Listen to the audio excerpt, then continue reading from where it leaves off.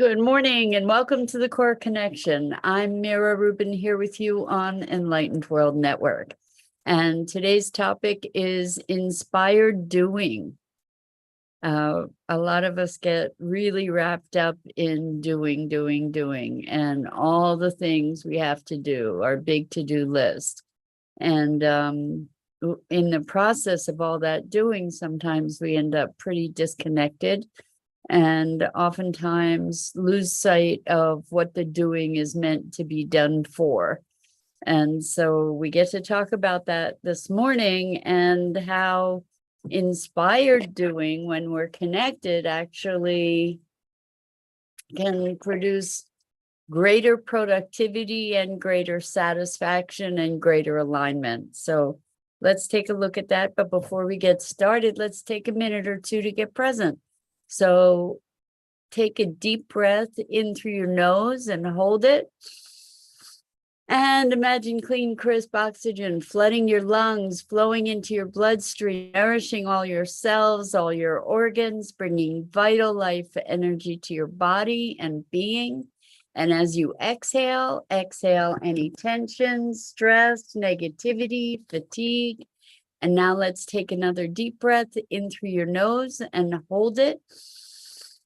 And this time, imagine brilliant, bright light, lighting you up from the inside out, illuminating, electrifying, and energizing all your cells, all your molecules, your electrons, creating a brilliant beam of light and energy from your heart out into the world. And as you exhale any remaining tension, stress, negativity, fatigue. And now let's press our palms together, vigorously rub those hands together, feel all that friction, temperature, pressure, sensation, all the tickling and tingling when you stop, and allow all those sensations to bring you present right here, right now, into this remarkable physical form that enables you to experience life. Welcome, welcome, welcome. Good morning, Bernadette. So good to have you joining us this morning, and welcome to everybody else who's here with us. And today's topic is inspired doing, which is a very different thing from the doing.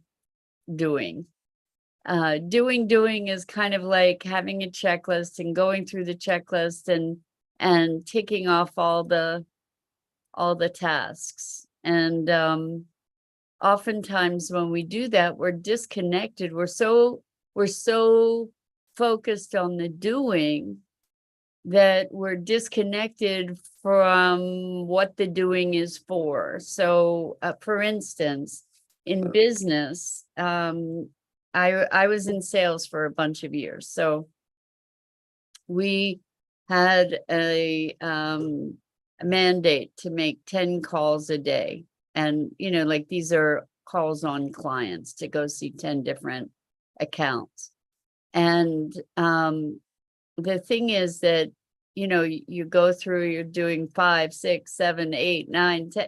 If you're just going to see the clients, and you're just disconnected, maybe you'll get some sales, and people say sales is a numbers game.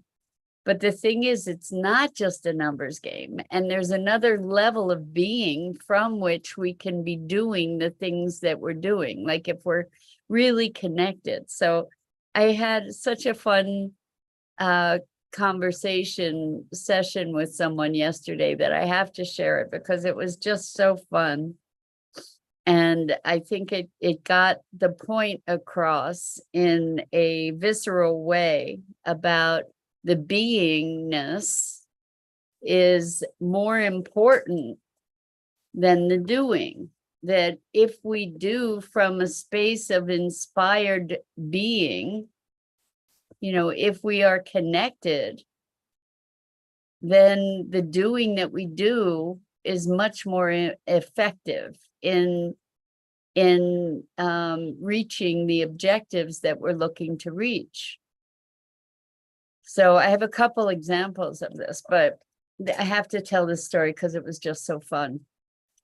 This person has such a beautifully brilliant imagination and mind, and it was just too fun. Anyway, so we were talking about getting clients, and this person was in the session likened it to truffle hunting, right? Or bringing home truffles.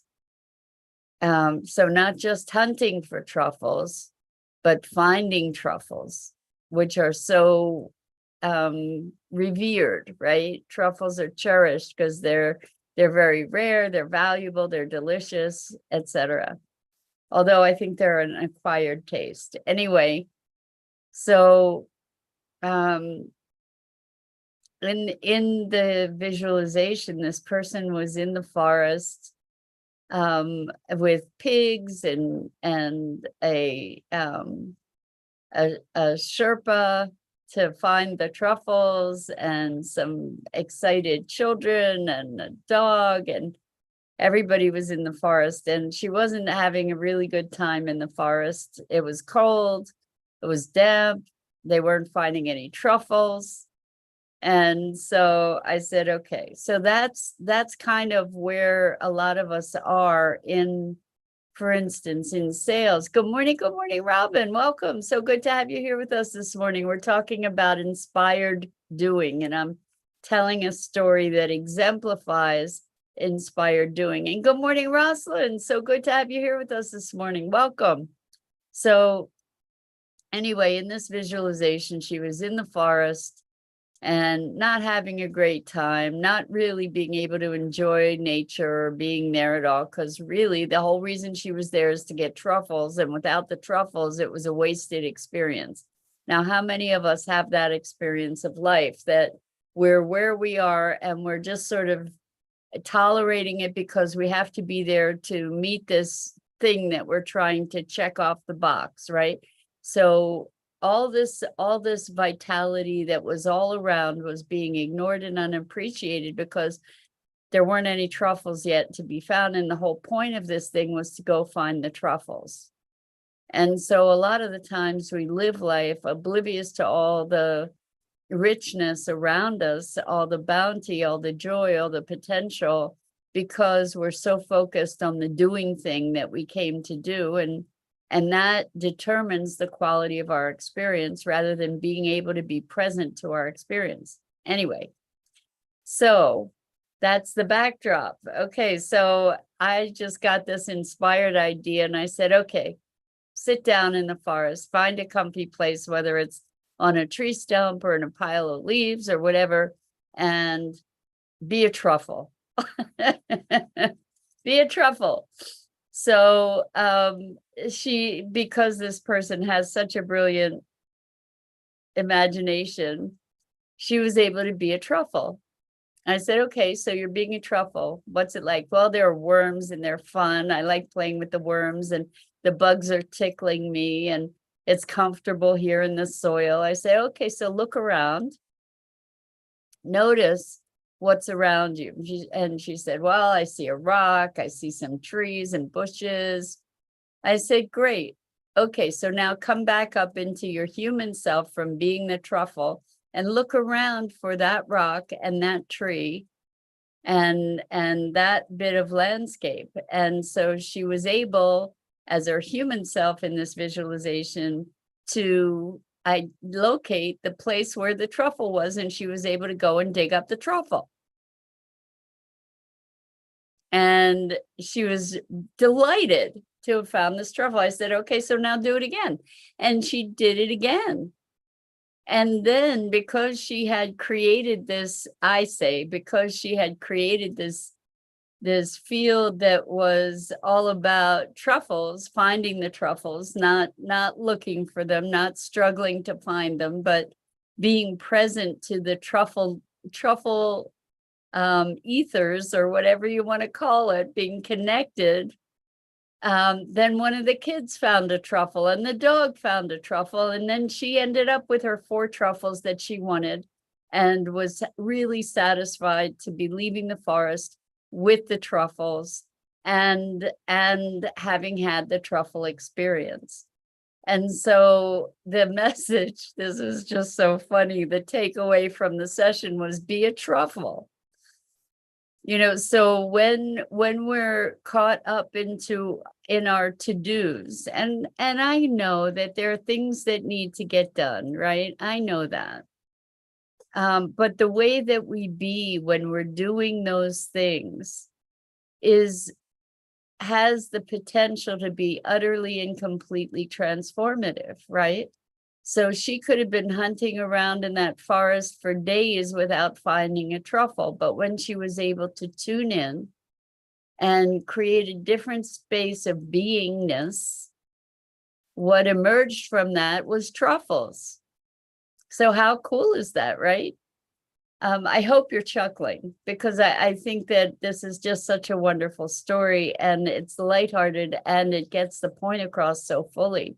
So rather than getting stuck in all we think that by disciplining ourselves to do all the to-dos that we're going to be more productive and more successful and all of that. And so like in my practice, I need to get clients, right? I get clients largely through referrals.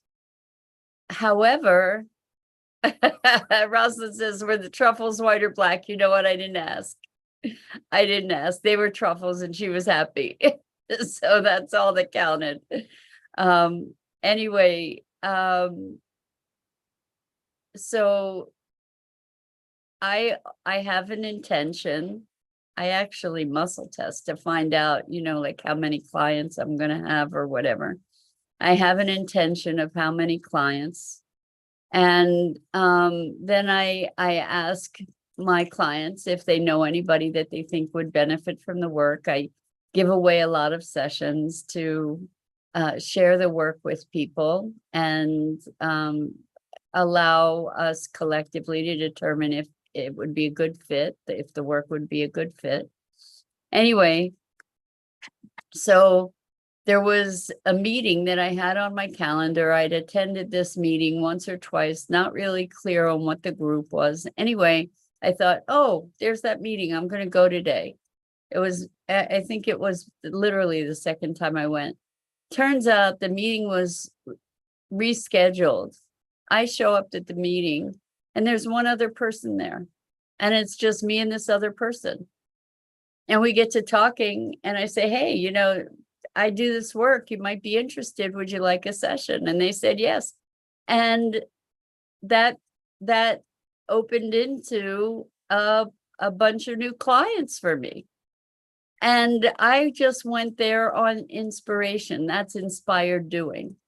Now, I could have been wrenching my, clothes and renting my clothes and stressing myself out about how am I going to find clients, rather than just being in the state of the clients are coming and I follow my intuitions when I'm connected. Like there was no way I would be, I don't know how I would have found these additional clients, right? And clients of the caliber that I've been looking for, that meet my ideal client scenario. I am very blessed to be working with extraordinary people. And so what I'm saying is, by the inspired doing, like I didn't go to that meeting with an intention to find clients. And because I had this overarching intention, and because I'm being in a space of alignment, or I was in that moment, it put me in the right place. You never know. Maybe you're going to meet somebody in a grocery store line. You never know. Like I have had inkling of like a desire, a drawing desire from, like all of a sudden an impulse, that was the word, an impulse to go to the grocery store now. That's a weird thing. So I'll go to the grocery store. And, I've done that kind of thing and then met somebody, run into somebody that I hadn't seen for a long time. I mean, just weird stuff that is weird and wonderful, weird in a wonderful way. And when we do the inspired doing, that really makes a difference. So rather than just being in the checklist, doing the doing with no, like honed in and not present to what else might be possible, we can miss opportunities that way. So on the other extreme, I was helping someone move, and they were so focused on the doing of the moving that they were like a steamroller. I mean, like literally steamrollering through in a like a rhinoceros going through a china shop. It was unbearable, and there was no room to be able to help them in getting this thing accomplished. They were so focused on getting it accomplished that they were oblivious to the resources that were available to them that could have made it a whole lot more easy and could have made it fun, right? So that's what we're talking about when we talk about inspired doing, is being present in a different way that allows for a greater experience, that it's not just that the experience isn't just about finding the truffles, for example, because if the experience is just about finding the truffles, then there's all kinds of other opportunities that you miss. If my experience of going to the meeting was just to go to the meeting, like if I was focused on going to that meeting and that was the purpose, it might not have occurred to me to just connect with this person and say, hey, this is what I do. Are you interested? It might not have occurred to me.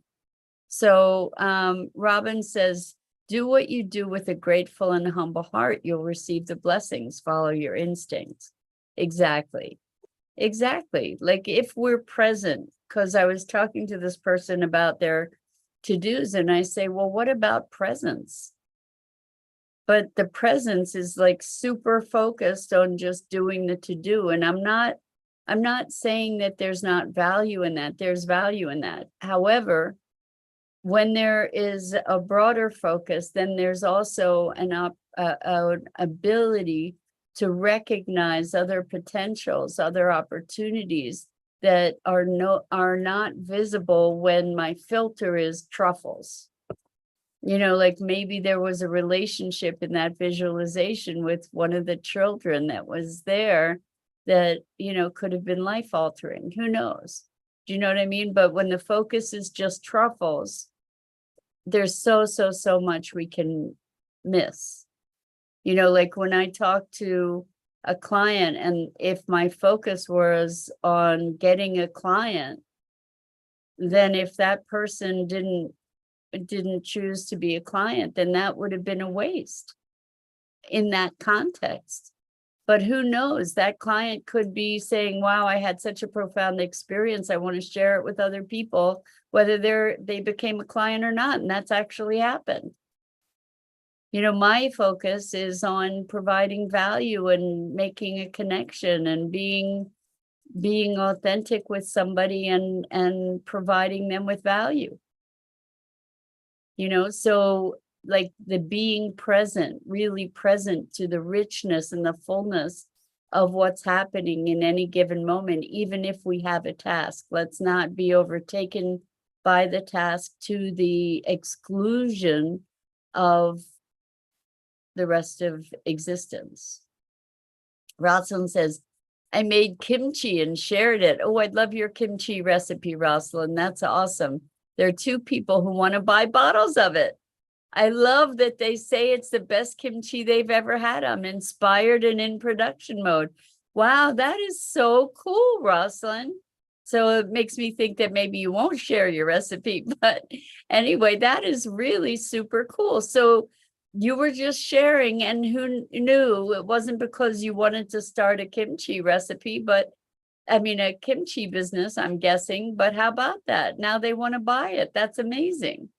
Congratulations. So things like that, like when you're inspired, you made the kimchi because you were inspired to make the kimchi, right? You follow your inspiration, and who knows, it could open up into a business that you never even anticipated, right? This is inspired doing. It kind of looks like meandering and stumbling, but in fact, and not necessarily stumbling, but meandering, we'll say, ambling, meandering. But you don't know what's going to unfold as a result. You just don't know. So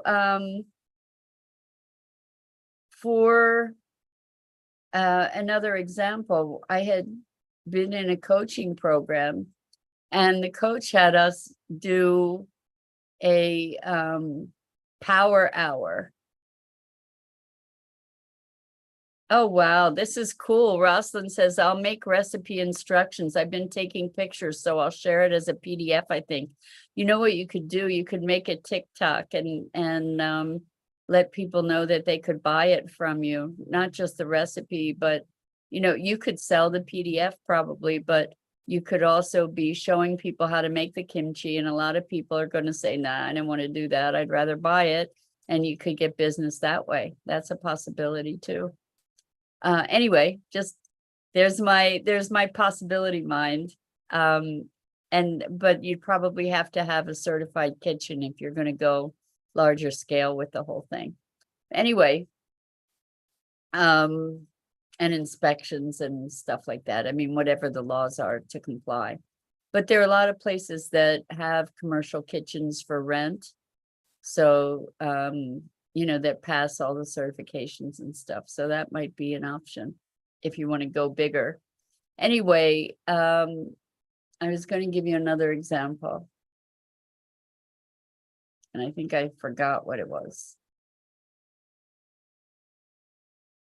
Oh, well, gone for the moment. Maybe I can retrieve it. So I look forward to your PDF, Rosalind, and if you're selling that, I would like to buy it. Anyway, opportunities occur when I know what I was going to say. So the power hour. So we were told to do this power hour where we pick up the phone and we call people. Some other people call this process dialing for dollars, which I think really, really, really cheapens it. So I'm not saying it's dialing for dollars, because it wasn't. It was to be reaching out to people that you hadn't been in touch with for a long time, just to touch base and see how they are, connect and say, we haven't connected for a long time, would love to catch up with you. Can we make a time to do that? And the idea is really putting yourself in the path of possibility. That's what it's about. That's awesome, Rosalind. Robin, kimchi is typically made with cabbage. I believe it's Korean in origin, with spicy pepper. It's kind of like a cold relish, and often has ginger and onions and other kinds of spicy seasonings in it, and it's eaten kind of as a side dish.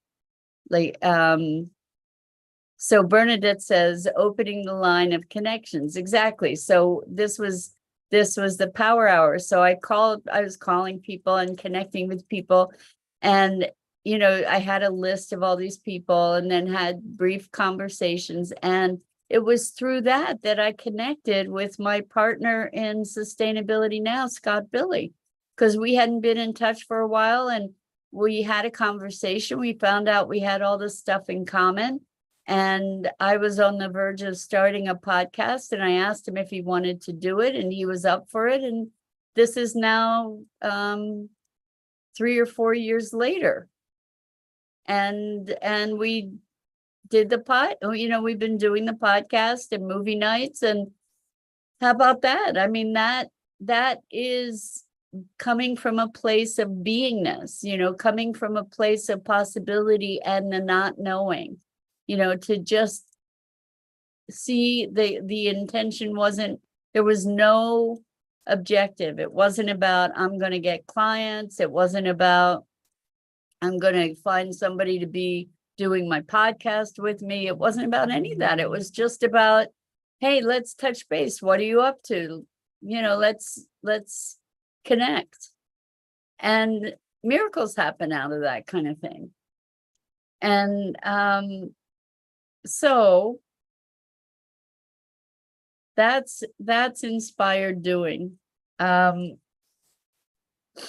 friend of mine was in the process of setting up a workspace, and was talking to a friend of theirs, and was just enthusiastically sharing about the workspace. And that person said, "What?" Because they were closing down some offices and had all kinds of equipment that would be perfect for this collective workspace that they had the freedom to just completely give away. So inspired doing and beingness. Like, this person was just really excited, being really present, sharing authentically what was going on, and happened to have put themselves in exactly the right place to manifest maybe $100,000 worth of office equipment for this workspace. I mean, crazy, amazing things that happen when we tap into that other dimension, rather than sitting down and muscling ourselves into the doing. Now, that's not to say that there are certain things that we get to do that we don't want to do. Then the question is, well, how can we make that more fun? And how can we then transform our beingness into a place of inspiration, even in the face of something we're not so thrilled with having to do? So that's the challenge. And to remember that it's not just about doing. Results come from our beingness. It's the beingness that creates the effectiveness of the doing. And so when we're coming from a place of inspiration, a place of presence in our being, then the doing falls in line to create all kinds of miraculous results. So Rubin says, walking in the innocence of intent. Oh, I love that. You know what? That's a beautiful title for a book. Walking in the innocence of intent, or the innocence of intent, or the purity of intent. It's just beautiful. Thank you. What a great way to wrap up this morning. So thank you as always. I'm Mira Rubin. This is the Core Connection. And I go live here each weekday morning on the Enlightened World Network Facebook page and YouTube channel at 9 a.m. Eastern. And I invite you to check out the other awesome programming on an EWN, One with the Earth, Enlightened World Network, Enlightened World Living. And I have so much love and appreciation for you. And until next time, I hope it's really soon. I hope I get to see you here really soon. Lots and lots of love.